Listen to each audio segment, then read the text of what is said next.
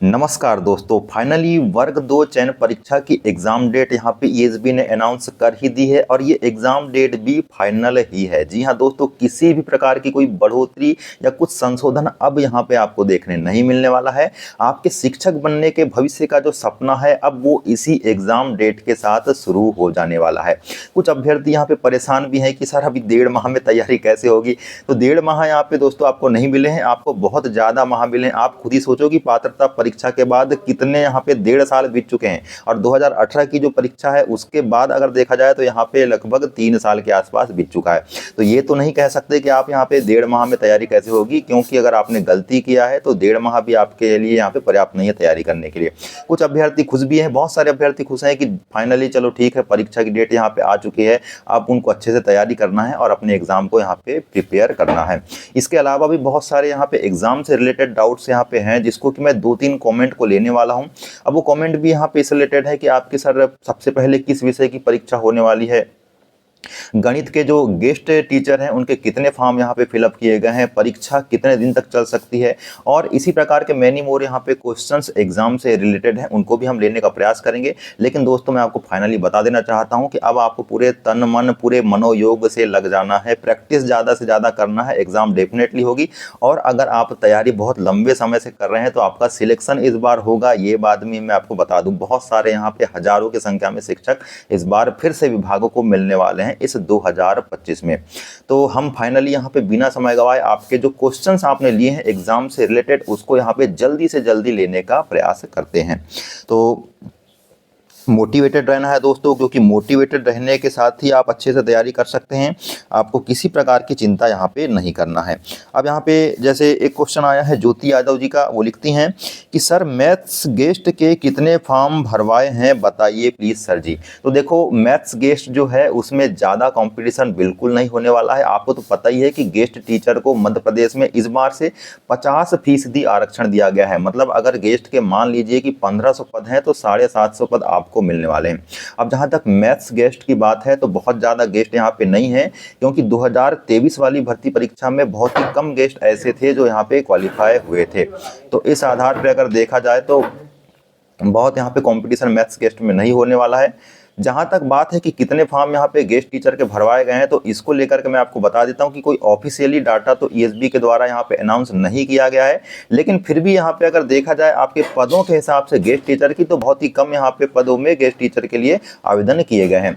तो अगर आप एग्जाम में अच्छे से क्वालिफाई भी कर लेते हैं तो यहाँ पे आपको सोचने की जरूरत नहीं पड़ेगी कि कितने यहाँ पे फॉर्म गेस्ट टीचर के भराए गए हैं। बहुत ही कम पद हैं। आपका कॉम्पिटिशन वैसे भी किसी दूसरे कैंडिडेट से तो है ही नहीं। आपका कॉम्पिटिशन अगर है किसी से तो वो आपके सिलेबस से है।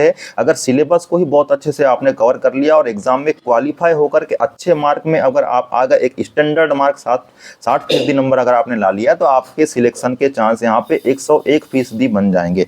तो चिंता नहीं करना है कि कितने फॉर्म यहाँ पे भरे गए हैं। इसके बाद दूसरा क्वेश्चन यहाँ पे पूछा है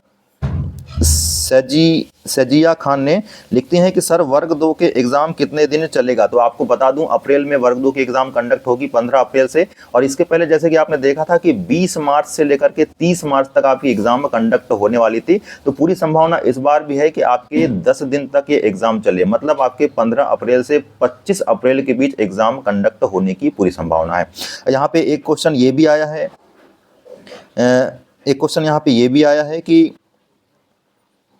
सर मैथ्स वर्ग 2 का एग्ज़ाम स्टार्टिंग में होगा या बीच की डेट में होगा। ये आपके ममता जी ने ये कमेंट किया है, लिखती हैं कि मैथ्स का एग्ज़ाम स्टार्टिंग में होगा या बीच में होगा, क्योंकि मैं गुजरात की हूँ, मुझे रिजर्वेशन करवाना है। तो देखिए मैथ्स या किसी सब्जेक्ट को लेकर के अभी किसी भी प्रकार का प्रेडिक्शन नहीं किया जा सकता कि आपकी एग्ज़ाम शुरू में होगी या अंत में होगी। हाँ, ये बात ज़रूर श्योर है कि आपके एग्ज़ाम में शुरुआत का जो विषय है वो हिंदी विषय हो सकता है, लेकिन ये पूरी तरह से मैं क्लियर नहीं कर सकता कि आपकी एग्ज़ाम मैथ्स की होगी या हिंदी की होगी। एक प्रकार की संभावना जताई जा रही है। खैर जो भी हो, आपको यहाँ पर एग्ज़ाम के शुरुआती समय में ही पता चल जाएगा, एक सप्ताह पहले। उस आधार पर आप रिजर्वेशन करा लीजिएगा। अब जहां तक कुछ कैंडिडेट ऐसे भी हैं जो ये सोच रहे हैं कि और बोल रहे हैं कि सर हमारा जो एग्ज़ाम है वो शुरुआती अगर आपके जैसे एग्जाम स्टार्ट हो रही है, जैसे मान लीजिए मैथ्स की बात करें तो मैथ्स में आपका शुरुआत में ही एग्जाम हो जाना चाहिए या बीच में एग्जाम होना चाहिए। तो दोस्तों शुरुआत में अगर किसी की एग्जाम होती है तो वो ज़्यादा बेनिफिशियल होता है। क्यों? क्योंकि बाद वाले जो कैंडिडेट होते हैं उनको जनरली ये पता चल जाता है कि किस प्रकार का पैटर्न आ रहा है, किस प्रकार के क्वेश्चंस आ रहे हैं, तो उससे ज़्यादा मार्क वो गेन कर लेते हैं। और यहाँ पे उनका अगर नॉर्मलाइज्ड स्कोर या फिर अगर हम परसेंटाइल स्कोर की बात करें तो उसमें यहाँ पे थोड़ी सी कमी देखने मिल सकती है। तो शुरू वाले जो शिफ्ट के एग्जाम होते हैं उसमें थोड़ा बहुत फायदा यहाँ पे देखने को मिलता है, लेकिन पूरी तरह से ये भी नहीं कह सकते कि बाद वाले शिफ्ट को फायदा ना मिले। अभी तो वैसे भी परसेंटाइल स्कोर ला दिया है, नॉर्मलाइजेशन जब होता था तब इसका ज़्यादा फायदा शुरू वालों को मिल जाता था। तो परसेंटाइल में कोई किसी प्रकार की दिक्कत नहीं है, हर शिफ्ट का एक अलग परसेंटाइल यहाँ पे निकलने वाला है। तो अब आपकी कभी भी एग्जाम हो, हाँ एग्जाम आपकी मॉर्निंग शिफ्ट में होना चाहिए, ये थोड़ा सा ज़्यादा अच्छा होता है क्योंकि मॉर्निंग में फ्रेश माइंड के साथ आप एग्जाम देते हैं। आपका जो सेकंड वाला शिफ्ट होता है उसमें क्या है, थोड़ी सी अब चूंकि अप्रैल का एग्जाम होने वाला है तो अप्रैल में थोड़ी सी गर्मी बढ़ जाएगी, तो थोड़ा सा खामियाजा भुगतना पड़ता है अभ्यर्थियों को इसको लेकर के। लेकिन ये भी माइनर चीज़ें हैं, मैं अपना अनुभव बता रहा हूँ जनरली, लेकिन ऐसा कुछ नहीं है। अगर आप यहाँ पे सेकंड शिफ्ट में भी एग्जाम देते हैं तो भी अच्छा होगा, क्योंकि आजकल तो आपको पता ही है कि एग्जाम सेंटर में बहुत सारी सुविधाएं यहाँ पर देखने को मिलती है। इसके बाद बहुत सारे ऐसे कमेंट आए हैं। सर एक क्वेश्चन आया है आपका जितेंद्र जी के क्लासेस, उन्होंने लिखा है कि सर मैं बीएससी सीएस से हूँ जिसमें मैथ्स ऑल सेमेस्टर में है, तो क्या कोई प्रॉब्लम तो नहीं होगी वेरिफिकेशन में? बिल्कुल नहीं होने वाली जितेंद्र जी। मैं खुद बता दूं कि मैं आपको बीएससी सीएस वाला मैं भी हूं, ऑल सेमेस्टर में मेरा भी मैथ्स था और मैथ्स सब्जेक्ट से ही मेरा यहाँ पे सिलेक्शन हुआ है। आप अगर बीएससी सीएस वाले हैं तो डेफिनेटली आपका फिजिक्स या केमिस्ट्री में से कोई एक सब्जेक्ट रहा होगा। केमिस्ट्री अगर ना भी रहा होगा तो फिजिक्स आपका रहता है, ये बात क्लियर है, तो कोई यहाँ पे दिक्कत नहीं होने वाली है। तो दोस्तों कॉमेंट तो यहाँ पे बहुत सारे हैं जिसका कि रिप्लाई हम नहीं दे सकते, और आप लोगों का भी समय बहुत ज़्यादा कीमती है, इसलिए आपको भी बहुत ज़्यादा यहाँ पे YouTube में अपना समय नहीं बिताना है। कुछ ज़रूरी चीज़ें देखने के लिए आपको आना है, अदरवाइज़ आपका ज़्यादा से ज़्यादा समय अगर YouTube में बीत भी रहा है तो वो आपके पढ़ाई से रिलेटेड होना चाहिए। कुछ ज़रूरी इन्फॉर्मेशन या कुछ ज़रूरी आप चीज़ें देख सकते हैं, अदरवाइज़ आपका ज़्यादा से ज़्यादा टाइम यहाँ पे पढ़ाई में होना चाहिए। मल्टीपल रिविज़न करना है, मल्टीपल प्रैक्टिस करना है, बहुत ही ज़्यादा आपने जो अभी तक पढ़ चुका है उसका रिविज़न करना है। तो ये सभी चीज़ें अगर आप ध्यान से रोज़ करते जाएंगे, अपना एक शेड्यूल बना लेंगे, अच्छे शेड्यूल से आप चलते जाएंगे, तो आपका एग्जाम जरूर यहाँ पे क्रैक होने वाला है। किसी भी प्रकार की कोई दिक्कतें आपको एग्जाम को लेकर के नहीं होने वाली है। और मैं भी उम्मीद करता हूँ कि आप अच्छे से तैयारी कर रहे होंगे, आपकी तैयारी बहुत अच्छी चल रही होगी। किसी भी प्रकार का दिमाग में टेंशन नहीं लेना है, ये भी नहीं सोचना है कि मुझे इतने नंबर लाना है, इतने नंबर लाना है, मेरा ये टारगेट है। हाँ, और एग्जाम के टाइम में किसी से पूछना भी नहीं है कि आपका एग्जाम कैसा गया, आपके कितने नंबर आए। जब तक आपका एग्जाम नहीं हो जाता किसी भी प्रकार का आपको नहीं देखना है और किसी से पूछना नहीं है कि एग्जाम में आपके कितने नंबर आए, क्या आए। हाँ, आप थोड़ा बहुत यहाँ पे रिव्यू जरूर देख सकते हैं कि किस प्रकार का एग्जाम पैटर्न बन रहा है अगर आपका एग्जाम नहीं हुआ है तो। अदरवाइज आपको अपने दोस्तों के भी यहाँ पे नंबर नहीं पूछना है, क्योंकि अगर कम नंबर बताते हैं तो फिर आपको दिक्कत होगी कि वो इतना पढ़ता था, उसके नंबर इतने कम आए हैं।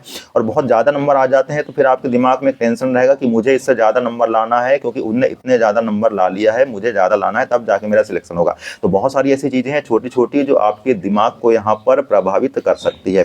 और एग्जाम में पूरा का पूरा क्रैक करने का जो खेल है एग्जाम, वो आपके दिमाग का खेल है। उस समय की आपके दिमाग की परिस्थिति क्या है उस पर डिपेंड करता है कि आपका एग्जाम कितना अच्छा जाने वाला है, एग्जाम में कितना अच्छा आप परफॉर्म करेंगे। अदरवाइज आपने कितना भी पढ़ा है, कितने साल तक पढ़ा है, उससे कोई मतलब नहीं है। एग्जाम टाइम में आपका जो माइंड सेट है वो आपको निर्धारित करेगा कि कितना स्कोर आएगा और सिलेक्शन के पास आप जा सकते हैं कि नहीं। तो तमाम प्रकार की चीज़ें हैं दोस्तों, आपको मैं अपने अनुभव के आधार पर बता रहा हूं, उसको आप यहाँ पे लागू करने का जरूर प्रयास करें। एग्जाम में निश्चित ही आपको यहाँ पे सफलता मिलेगी, और आप पढ़ रहे हैं तो सफलता मिलना वैसे भी निश्चित है। तो तमाम प्रकार की दोस्तों अपडेट के लिए आपको चैनल से जुड़े रहना है, चैनल को लाइक शेयर और सब्सक्राइब करते रहना है। आगे जो भी अपडेट हो सकती है उसको लाने का प्रयास करेंगे। तब तक के लिए नमस्कार।